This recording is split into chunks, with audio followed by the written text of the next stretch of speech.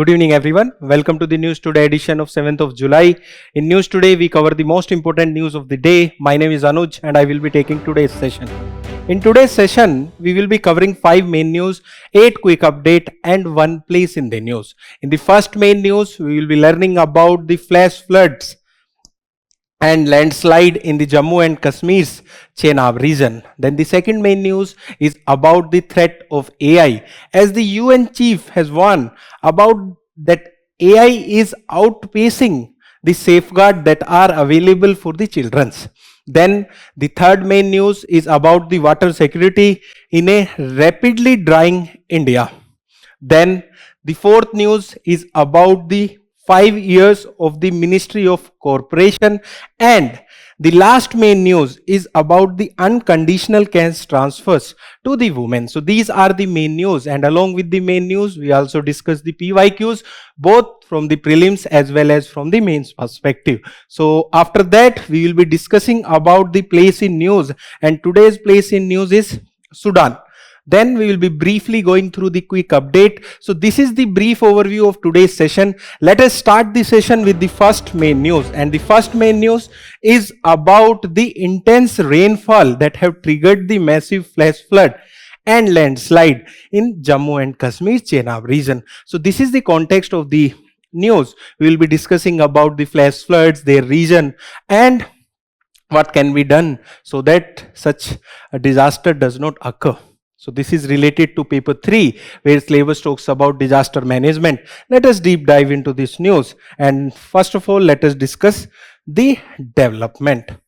So the development is that the extreme weather events in the fragile Himalayan regions are triggering the flash floods. So before understanding the flash flood, let us imagine about the Himalayas. So Himalayas are like this, and they have a slope,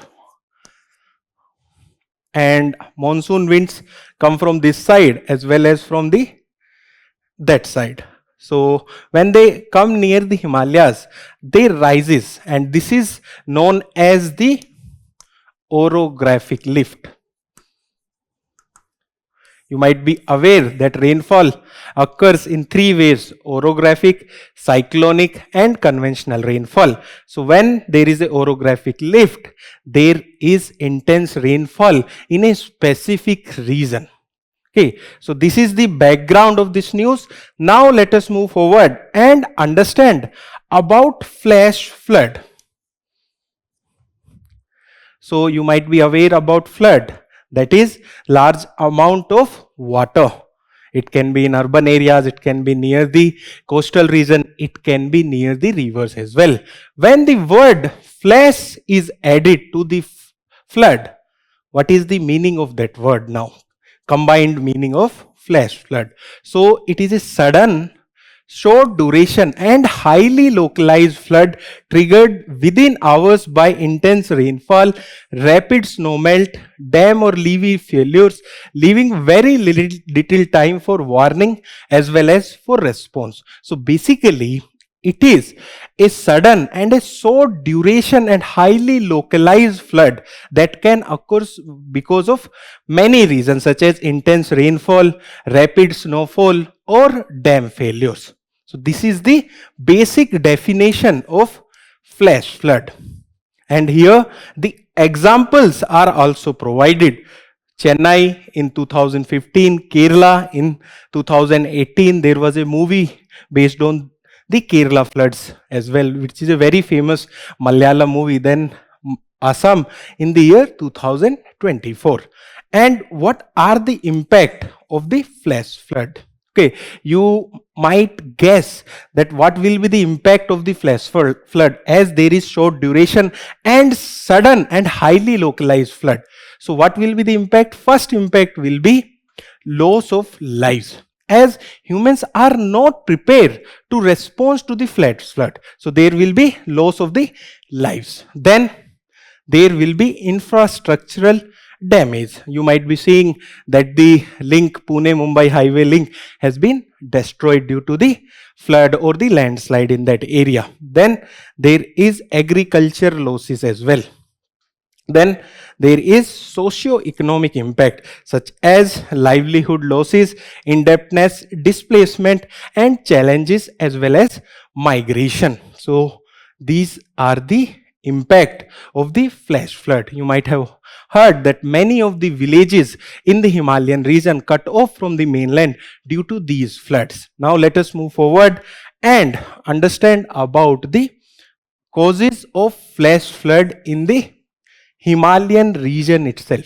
Okay, not overall India, but what are the causes of the flash flood in the Himalayan region? First of all, the climatic and the meteorological factor. When we were discussing the development, we have discussed that the alignment of Himalayas are like that the sea breeze or the air which is carrying the moisture get struck on their southern side and get lifted, that result in the sudden outburst of the rainfall, that also known as cloud burst. Then there is intense rainfall, western disturbances as well. So western disturbances is the moisture laden winds which comes from the Mediterranean Sea, and monsoon interaction and climate change. So this year there was interaction between the western disturbance as well as the monsoon winds that resulted in the high rainfall. Then second is the glacial lake outburst floods. So what are glacial lakes? Basically lakes which are there on the high mountains are formed due to the melting of glaciers. When there is high melting, that result in the glacial lake outburst, and when there is outburst, there will be flow of the water that will result in the flooding. So basically there will be sudden release of the large quantity of the bounded water due to the melting of the ice block in the glacier fed rivers. Then third reason is the geographical factors. You might have seen in the movies or in the pictures that the slope of the Himalayas is very high. So that will lead to increase in the speed of the water which is coming downside. So that is one of the geographical factor. So high elevation and steep slope promote the intense rainfall as well as the rapid surface runoff. And there is anthropogenic factors, that is human made factors as well, such as unplanned infrastructure. So we are constructing a lot of dams, we are constructing a lot of roads, tunnels, which is hampering the nature and it is resulting in the flooding. Then there is unscientific hill cutting. Okay, then there is, it destabilizes the slope, obstruct the natural drainage of the rivers and intensify the flash floods. So these are the anthropogenic factors. Now let us move to the next slide and understand about the way forward. First of all, we should strengthen the early warning system. Okay, so when there will be warning, so people will be notified. You might be saying that now government have started notifying on your phone when there is chances of any disaster. So such type of mechanism can also be there for the flash flood. Okay, so expand India's meteorological department, flash flood guideline services, satellite monitoring, and ensure that the real-time alert should reach the vulnerable communities. Okay, then there should be disaster resilient infrastructure. So the infrastructure which is made in these regions which are prone to the flash floods should be disaster resilient. That means that the infrastructure should stand the flooding in that region. And there should be risk-based planning. So basically there will be regions which are very much prone to the flash flooding. So in those regions, there should be minimum planning, and in the regions which are not that prone to the disaster, the planning there should be more. Then there should be community-based resilience. So communities should be involved in the disaster planning and they are surviving in that environment from a long time. So their knowledge should be also used when the disaster plans are made to fight such type of disaster. So this was all in this news. Now let us discuss the PYQ related to the flood It is the mains question from the year 2020. And what is the question? Question is, account for the huge flooding of million cities in India, including the smart ones like Hyderabad and Pune. Suggest lasting remedial measures. So here you can write about flooding, and especially flooding in the urban areas, and then you have to suggest remedial measures. So this was the question from the mains 2020. Now let us move to the next news. The next news is about the threat of AI. If you are preparing, and I hope you might be using AI, and you might be noticing that AI is developing at a very fast pace. So in this news, basically the discussion is that the development related to AI are developing in within months, whereas regulations are coming in within years.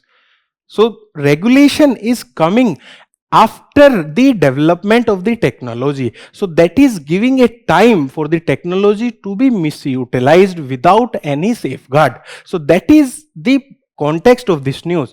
So UN chief has warned that AI is outpacing safeguard in general and in particularly for the children. So this is the context, and it is related to paper 2, where syllabus talks about important aspect of the governance. Let us understand this news. So basically, development is that the UN Secretary General have urged the global regulation to safeguard children's amidst its growing use. So they have admitted that AI is very useful, but they are saying that it is growing at a very fast pace. So internet have reached approx some people in 15 years. That number by AI have been reached in 2 years. So this is the speed of the AI. AI is improving and growing at a very fast pace. And what are the impact of AI? So first of all, we will be discussing about the opportunities. Then we will be discussing about the threat of the AI for the children. First of all, let us briefly discuss opportunities which are provided by the AI for the children. First, personalized learning. Suppose you are making your own notes, so you can give the prompt to the AI and mention your requirements. Then it will provide you with the personalized learning. Second, it improves the social skill development. When you will be appearing for the interview stage, you can give the interview to the AI and it can give you the feedback. So that help in improving the social skills. Then it also enhances the creativity. So you can now compose the song, you can generate the videos, you can generate the images. So there is no limit for the creativity, and it has democratized the creativity all across the world. So these are some of the opportunities which are provided by the AI for the children, but there are threats as well. First of all, the privacy risk. So more than often, if you have seen that we are sharing our lot of information with AI. So before it was saying that a phone is knowing more about a person than the person itself. Now the AI is knowing more about the person than the person itself, because persons are sharing a lot of personal information with the AI to get the better answers. So that is the first risk. Then there is safety threats as well. Okay, if your parents or grandparents are not that used to AI, they might often ask you that is this video correct, or is this video real? So they don't understand, and even the children don't understand that this video or this audio is generated from the AI. So there is safety risk as well. Then there will be development impacts as well. And why? Because we are depending on AI for the thinking aspect. So it will weaken our thinking capability and especially the critical thinking, because whatever we are doing nowadays, we are giving to the AI for think.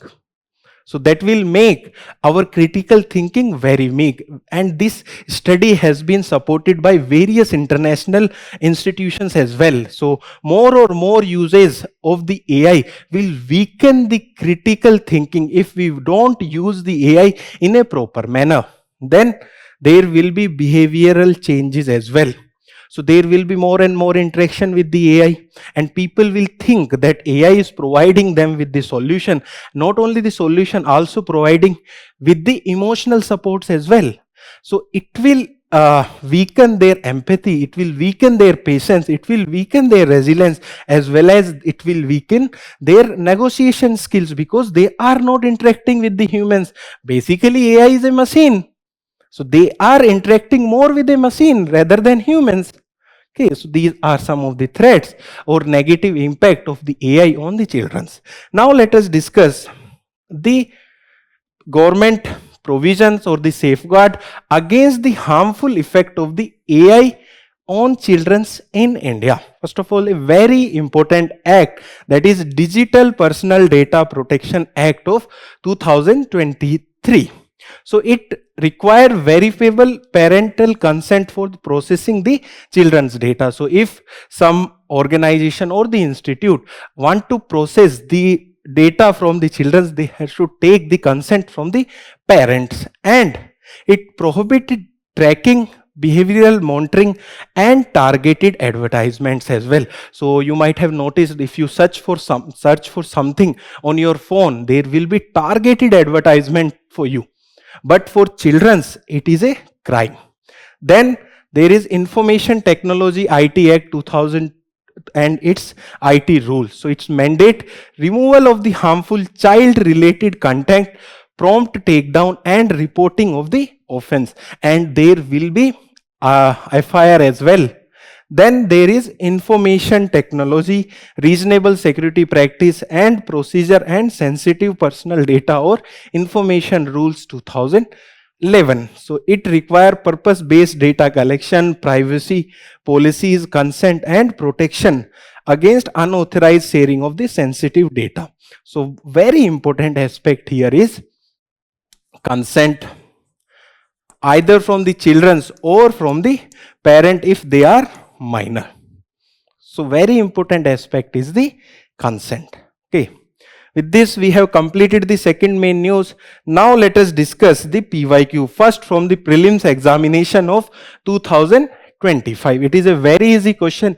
Please try to solve this question. I will read out for you. Please solve this. And if you don't know the answer, please search on the Google. It is an easy question. And you will understand what type of question UPSC is asking from the current affairs. So question is, consider the following statement regarding the AI Action Summit held in Grand Palace, Paris in February 2025. First statement, co-chaired with India, the event builds on the advances made at the Belche Park Summit held in 2023 and Seoul Summit held in 2024. And the second statement is that along with other countries, US and UK also signed the Declaration on Inclusive and Sustainable AI. So there was major missing that many countries did not sign on this declaration, and the US and UK were also among them. So basically second statement is incorrect. So you have to find out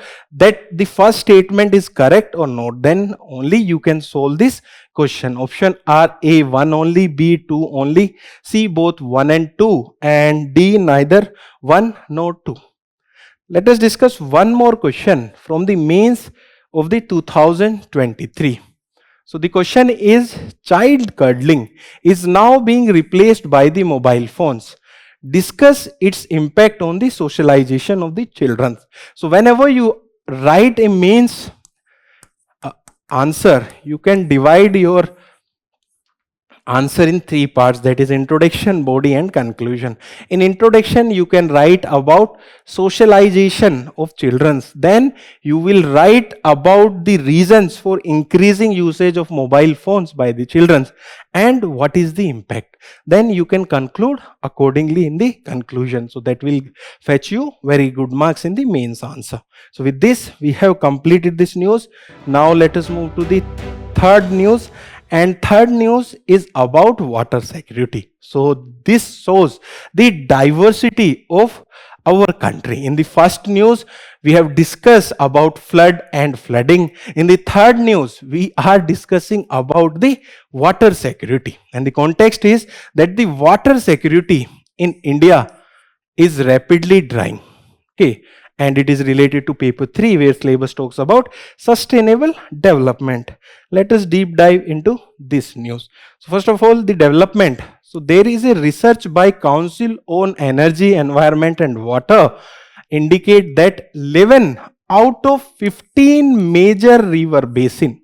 So there are 15 river basin in India, and out of those 15 river basin, major river basin, 11 are experiencing the water stress with annual water availability below 1700 cubic meter per person. So basically 1700 cubic meter per person is a threshold which is internationally accepted, that below that level there is a stress of water availability. And in the same findings they have also talked about water budgeting.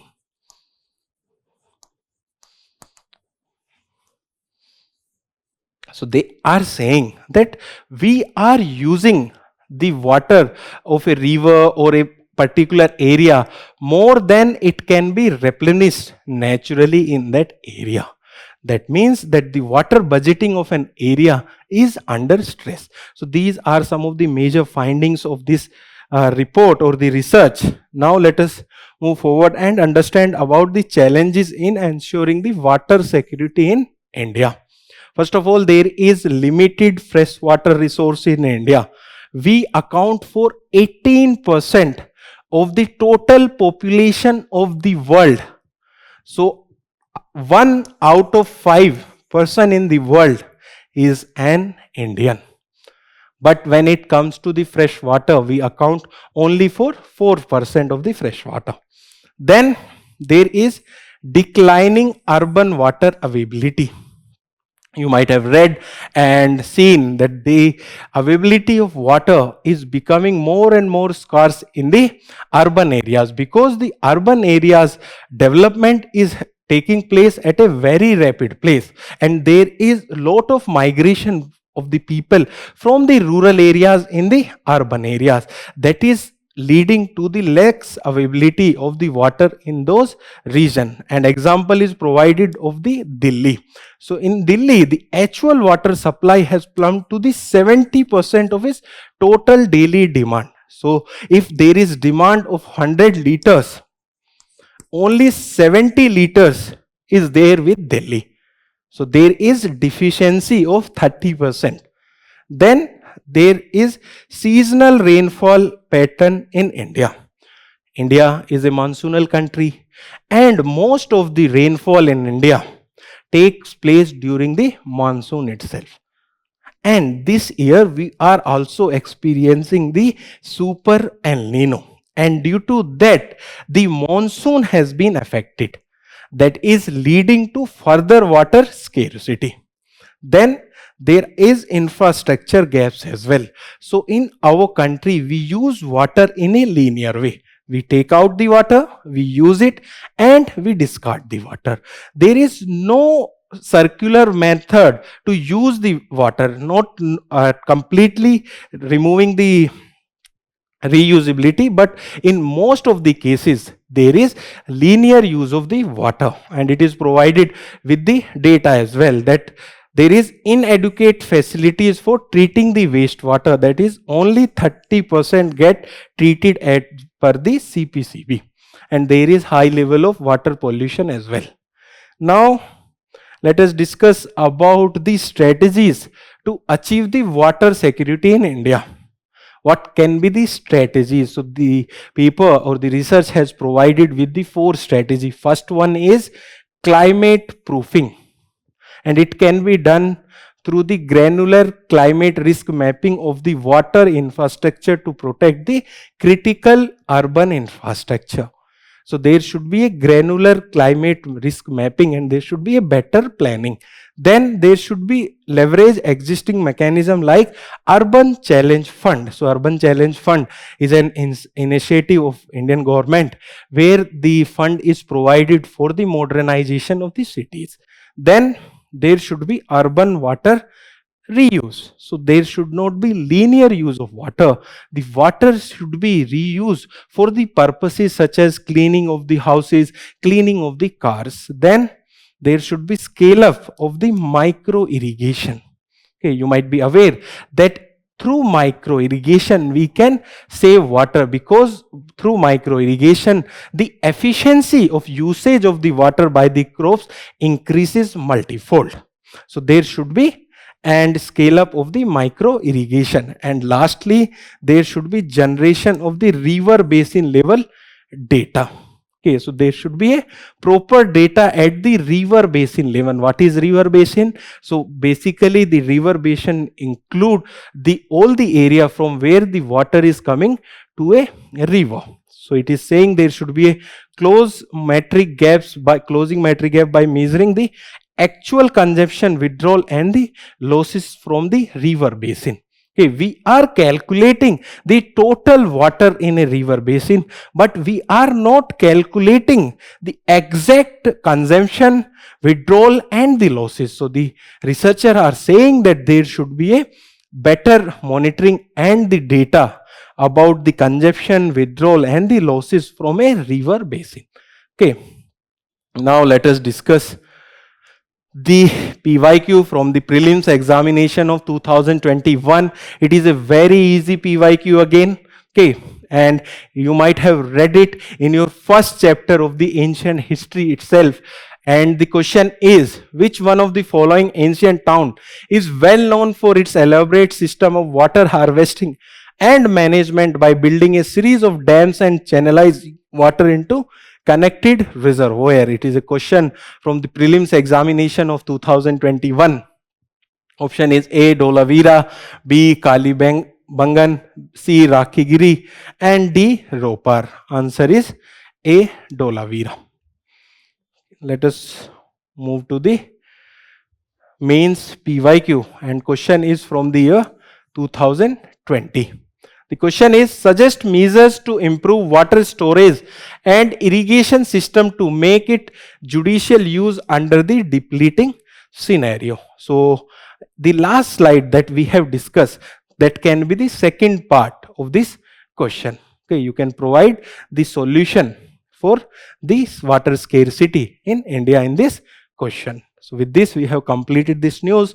Now let us move to the next main news, and the next main news is about Ministry of Cooperation. So Ministry of Cooperation yesterday have completed its 5 years. So in this news we will be looking at the cooperation or the cooperatives in India, and it is related to GS paper 3 where syllabus talks about economic development. Let us discuss cooperatives in detail. So first of all, what is the definition of cooperatives? So basically, cooperatives are democratically controlled enterprises fulfilling the shared economic and social need. And example for this is Amul. You might have seen that Amul Doodh Peeta Hai India, or it is a very famous cooperative. Okay. Then when we talk about the numbers, there are over 8.5 lakhs cooperative societies in India. And out of those 8.5 lakhs, around 6.5 lakhs are active. Then they are serving about 32 crores members. That accounts roughly to 20%. So 1 out of 5% is involved in cooperatives in India. Then cooperatives cover around 98% of rural areas. So don't think that cooperatives started after the Ministry of Cooperatives. It have started from 1904. Cooperatives Credit Societies Act of 1904. From that time, there are cooperatives in India. Then, what is the federal structure? So, the single state cooperatives are under the state list, and multi-state cooperatives are under the union list. Then, about the 97th constitutional amendment. So, it provided that the cooperatives, forming a cooperative is a fundamental right under Article 19, and it also added 43B for cooperatives. It does not add it, but there is 43B under DPSPs for cooperatives, and it added a chapter, that is part 9B for the cooperatives. And there was an amendment in the Multi-State Cooperative Societies Amendment Act in 2023.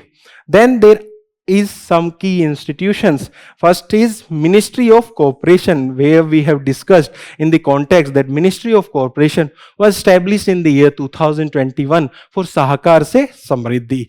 Then there is National Cooperatives Development Corporation. It acts as an apex financial institution providing rural credit refinancing and development subsidies, and it also includes the NABARD, and then there is NCDC.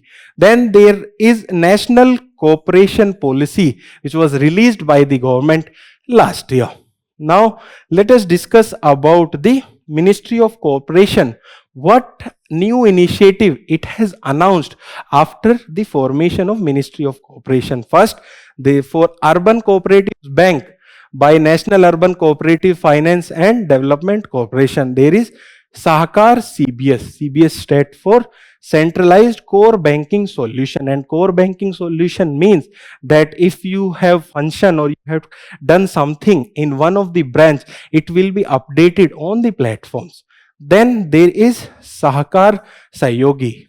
It is a conservational AI powered platform to enhance the customer service and the banking cooperation. Then there are some other initiatives under the ministry as well, such as transformation of 50,000 primary agriculture credit societies. Then they have laid the foundation stone for 47 grain storage godown. So in these godowns there is facility for storing the grains. Then there is launch of milk supply review dashboard portal under the National Dairy Development Board. Okay, these are some of the new initiatives under the Ministry of Cooperation. Now let us discuss about the other initiative taken in the cooperative sector. First one is revitalization of the primary agriculture credit societies. So primary agriculture societies can now legally undertake 25 plus business activities, and they can also act as common service center or Jan Aushadhi Kendra and fuel outlet. So the outreach and the purpose of the primary agriculture societies have been increased. Then there is White Revolution 2.0. Okay, so White Revolution stand for the milk production. Okay, we have discussed an example of Amul. Okay, so we are now focusing on White Revolution 2.0. Its target is 50% increase in the cooperatives milk procurement by the year 2028-29. Then there is financial inclusion.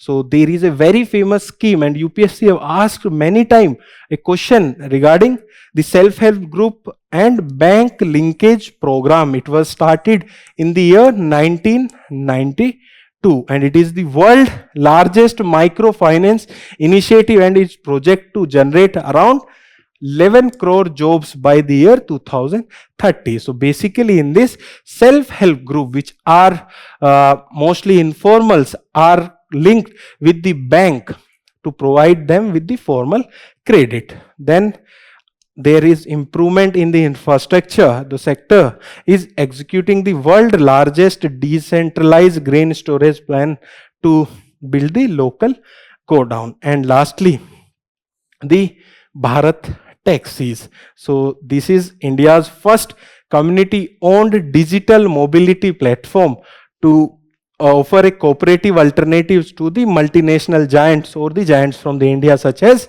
the Rapido, Ola and Uber. Okay, so with this we have completed this news. Now let us discuss one of the PYQ from the prelims examination, and the question is from the year 2021. And don't think that this is a very specific question, because there was the amendment regarding the cooperatives in the year 2020, especially the banking cooperatives. That's why there is a very specific question. Okay, so the question is, with reference to the urban cooperatives bank in India, consider the following statement. First, they are supervised and regulated by the local board established by the state government. This is not a correct statement. They are supervised and regulated by the state government along with the RBI. That's why it is not correct statement. And if you eliminate the first statement, you will come to the answer, that is B, 2 and 3 only. The second statement is, they can issue equity share and preference share after the amendment of 2020 that was made possible. So this is a correct statement. The third statement is, they were brought under the purview of the Banking Regulation Act of 1949 through a 1966 amendment. So this is also an correct statement. So the answer for this is B, 2 and 3 only. So with this we have completed the fourth news. Now let us move to the next main news. And next main news is about the cash transfer to the women. So there is a research or the paper by the EAC of the PM that have talked about and discussed about the unconditional cash transfer to the women, and they have specifically discussed about the cash transfer of the Maharashtra and Odisha, that we will be discussing in this news. And it is related to paper 2, where syllabus talks about welfare scheme for the vulnerable section of the population. Let us discuss this news. So the development is that the analysis by the Economic Advisory Council to the Prime Minister evaluate the socio-economic impact of the cash transfer scheme. So basically, if there is a scheme, there should be evaluation of that scheme, that how it is working, how it is benefiting, and what are the requirements so that that scheme can be improved. So basically that this paper provide that. And they have talked especially about two schemes. One is Majhi Ladki Bahin Yojana of the Maharashtra, which provide a monthly direct benefit transfer of 1500 to the eligible women. And then there is Subhadra Yojana of Odisha, which provide a biannual transfer that totals amount to 10,000. So here there is monthly transfer, here there is biannual transfer. And basically these transfer are not only for the welfare but also for the women empowerment.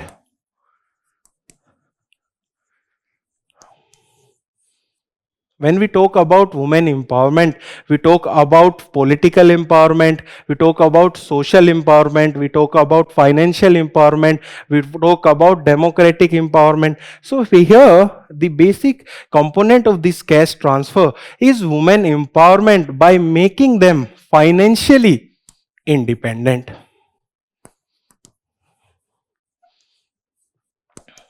That is one of the purpose of these cash transfer. Okay, now let us look at the findings of the report.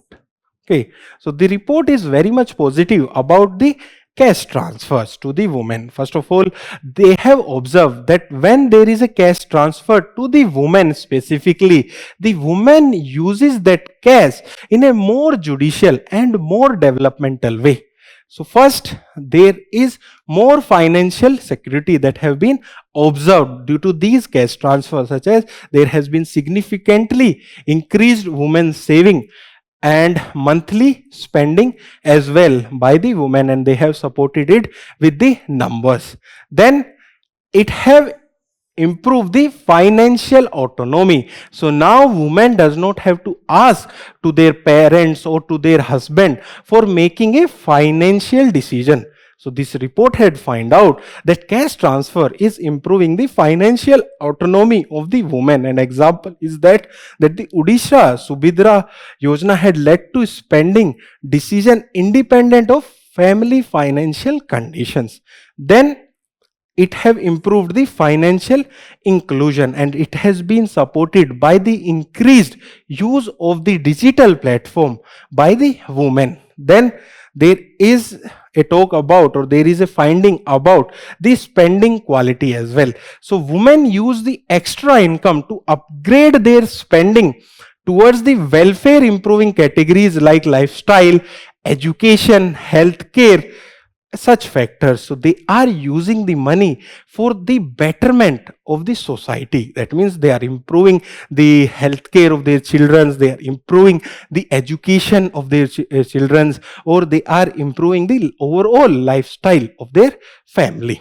Now let us move forward and understand about the recommendations of the EAC of the PM.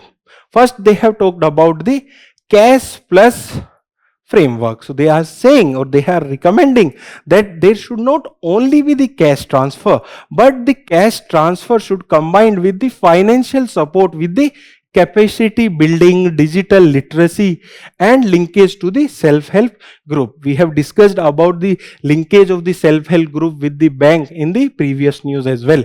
Then there should be strengthening of the targeting. So there should not be inclusion or exclusion of the recommended or the eligible people.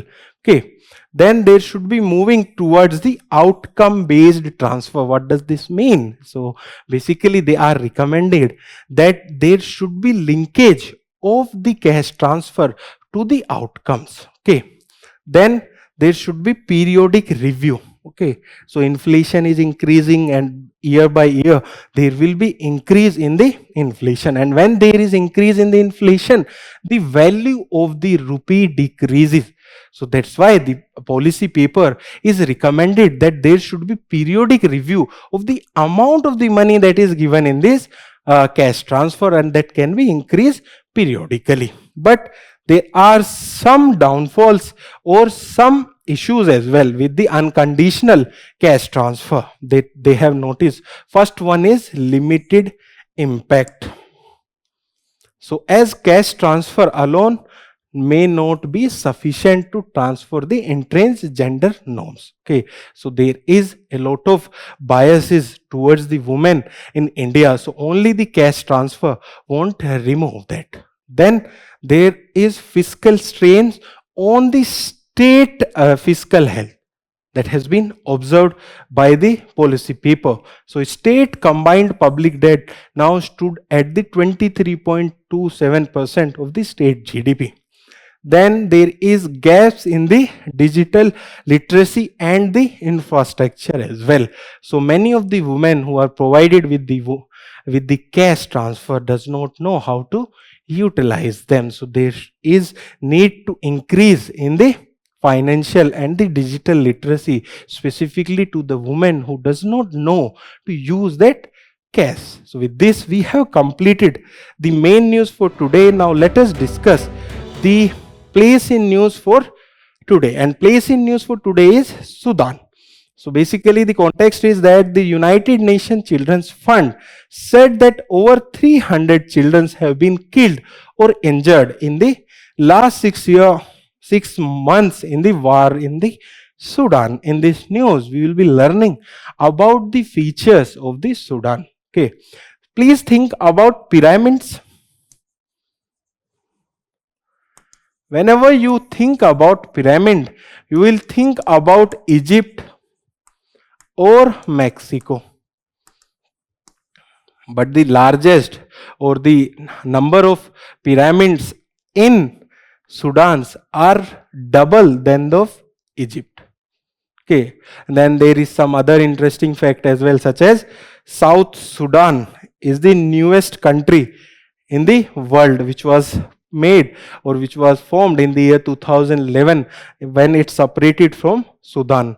When they were combined, Sudan and South Sudan, the Sudan in its combined form was the largest country in the area in the Africa before 2011. The other features are that it is located in the northeast Africa, and its neighboring countries or the bordering countries are Egypt at the north, Eritrea and Ethiopia in the east, South Sudan in the south, and Central African Republic and Chad in the west, and Libya in the northeast. So this is the location. You can see the neighboring countries. Okay, and maritime border is Red Sea. In previous year paper, the UPSC have asked about the inflow or the incoming rivers to the Red Sea, and there was a lot of confusion that there are some very minor river which have their mouth in the Red Sea, but UPSC have given that answer that there is no river that inflows to the Red Sea. Then much of the Sudan consists of deserts and the arid grassland, and the major deserts include the Libyan desert and the Nubian deserts, and the River Nile in its capital merges. So Blue Nile and the White Nile meets at the Khartoum, which is the capital of the Sudan. Okay, and the highest peak is Deriva crater in the Mara mountain. So these are the features of the Sudan, and with this we have completed the place in news. Now let us discuss the quick update. The first quick update is about the right to vote. Again, UPSC have once asked about right to vote, that it is a constitutional right or a legal right, and there is a lot of confusion regarding that. But right to vote is a constitutional right under Article 326. Please be very clear, UPSC has given in its key that it is a constitutional right, and if UPSC have asked the question again UPSC will mark the answer as that right to vote is a constitutional right. Now let us discuss what is the context here. The context is that the recently demands were raised to recognize right to vote as a fundamental right. So that make it clear that right to vote is not a fundamental right, and there is a demand that right to vote should be a fundamental right. Okay, so it is a constitutional right, and the related constitutional provisions are that Article 325, and it provides that no person to be ineligible for the inclusion in the electoral roll on the ground of religion, race, caste or sex. Then the Article 326 we talk about adult suffrage. So election to the Lok Sabha and state legislative assembly on the basis of adult suffrage, and adult here means the above of the age 18. Then there is related section under Representation of People Act. There are two Representation of People Act, one is 1950 and one is 1951. 1950 is for the provision which are before the election, and 1951 provide for the provision at the time of the election and after the election. So the section 62 in the RPA 1951 deals with the right to vote and specifies restrictions such as voting in no more than one constituency, disallowance in the case of confinement in the prison and other factors. Then section 16 of RPA 1950, it specifies disqualification for registration in electoral roll. So this was all in the first quick update. The second quick update is about the Norwegian Sea. And the context here is that the UK fighter jet have intercepted a Russian patrol aircraft over the Norwegian Sea. It is the Norwegian Sea. You might have seen that the Norway is performing very good in the FIFA World Cup, and there are a lot of memes regarding the Holland, who is a very famous player from the Norway. Okay, so Norwegian Sea is here. It is the location. So it is location marginal sea of Arctic Sea between Norway, Greenland and Iceland. Between Norway, Greenland and Iceland. Okay, and its formation have took place before 250 million years, when there was separation of the America and the Eurasian plates. Okay, this is from the continental drift theory. Then about the current. Okay, so the current Gulf Stream, when that extended here. It is a warm current. Basically, the Norwegian Sea should be very cold, but due to the incoming of this Gulf Stream and this Atlantic drift, there is warming up of the Norwegian Sea, and warm Norwegian current keep the sea ice free year around. So there is no formation, or the Norwegian Sea does not transform into ice in the colder months due to the incoming of this hot and the warm current. Then there is thermal mixing. Interaction with the East Iceland current creates the rise fishing ground. Based on this information, UPSC have asked a one prelims question. And the question is, when the warm current merges with the cold current, they provide a very rich ground for the fishing. Okay, so here as well, when the Iceland current, East Iceland current, which are very cold, merges or the interacted with the Norwegian Sea, where there are warm currents, there is formation of rich fishing ground. Okay. Now let us move to the next quick update. The next quick update is about microgastrinae. And the context is that a new study focused on them found that the earth could hold 14.2 million to 20.3 million insect species. Okay. Before understanding this news, please be very clear that animals have rich variety when we compare to the plants. Then continental animals are more rich when compared to the marine animals. And in animals, the species richness is highest of the insects, around 80%. 80% of the animals are insects. Such type of information can be asked in your prelims examination. Now coming back to the news. So these microgastrinae belongs to the subfamily of parasteroid wasps that live on the larvae of the butterflies and the moth. And what is their ecological importance? So many species of these microgastrinae act as a natural biological control agent for managing the agriculture and forestry pests. So they naturally control the pest. Then they provide an effective way to estimate the overall insect richness due to their exceptional diversity. Okay. Now let us move to the next quick update. The next quick update is about Legal Metrological Act of 2009, and the context is that the Department of Consumer Affairs have amended the Legal Metrological General Rule 2011 under the Legal Metrological Act 2009. Okay, so this news is not that important, but you should basically know what is this act all about. So basically, this act aimed to establish and enforce the standards of weight and measure, regulate the trade and commerce. And this measure has been taken to bring more ease of doing business in India. And rules are notified under this act. And Legal Metrological General Rule 2011 governs the design, calibration, error and stamping of the mechanical and the digital instrument that include the weigh bridges, thermometer, taximeter and other weighing instrument.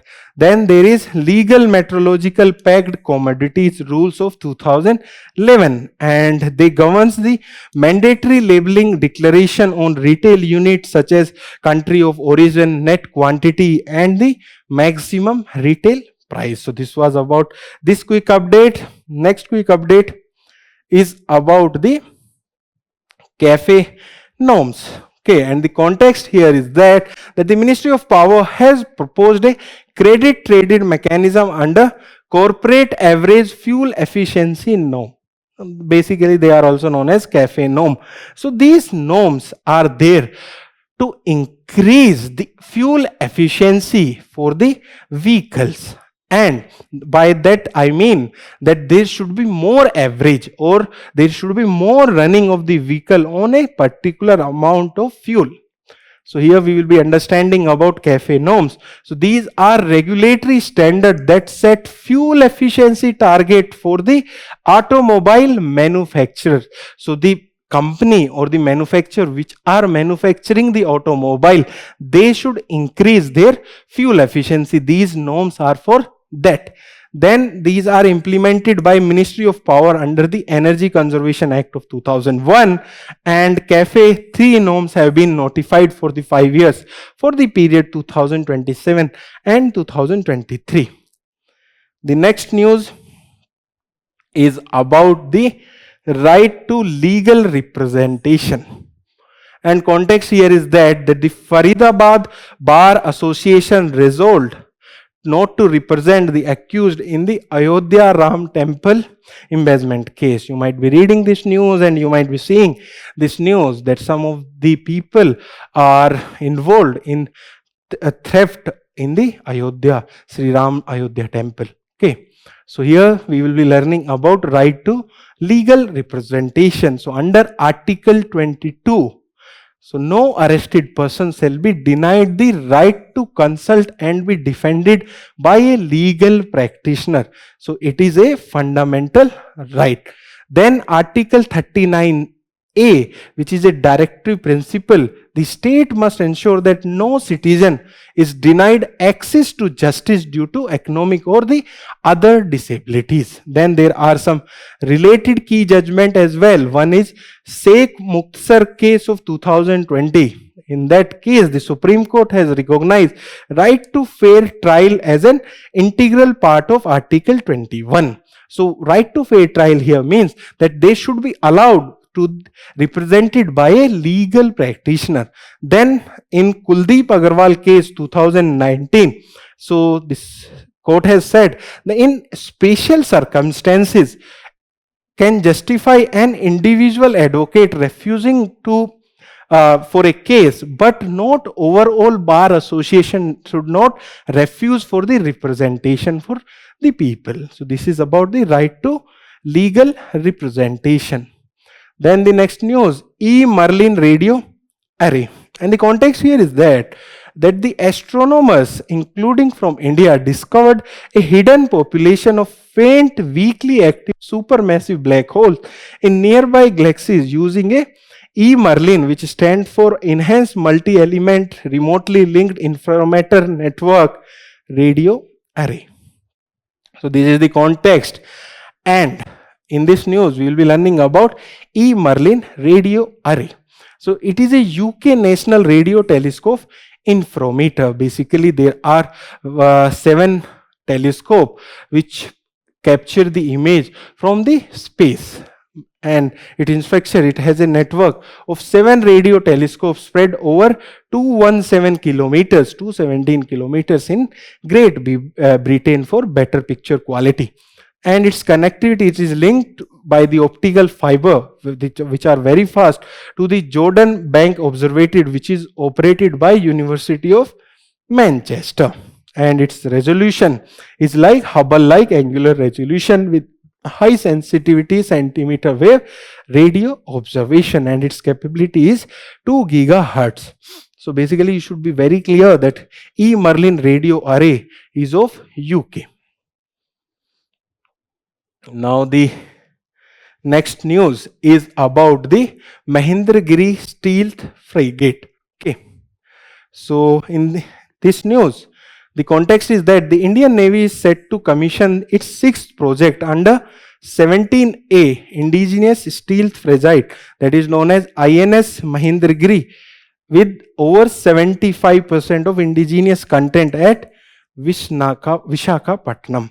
So it will be commissioned on 11th of July. So in newspapers of 11th July and 12th July, there will be repetition of this news. Here let us discuss about the Mahendragiri stealth frigate. So basically it is named after Mahendragiri hills which are there in the Eastern Ghats. Then it is built by Mazagon Dock Shipbuilders Limited, which is there in Mumbai, and it is designed by Indian Navy Warship Design Bureau, and its key features include it is powered by a combined diesel or gas propulsion for high speed and long endurance, and it has advanced stealth design with reduced radar signature. So basically it can move in the seas without being detected by the other countries radars. Then it is equipped with surface to surface and surface to air missile system. If you see the picture in the newspaper is when it is targeting and removing or targeting by a missile. Okay, it is that on its deck there is a missile and it is being fired. Then there is sophisticated electronic warfare capabilities, and there is comprehensive anti-submarine warfare system and integrated combat management system as well. Okay, so with this we have completed the news today session of today, and if you want to read further and you want to solve the smart quizzes, you can visit the digital current affairs website of Vision IAS, and also please solve the questions which are visible on your screen. Thank you and all the best for your preparation.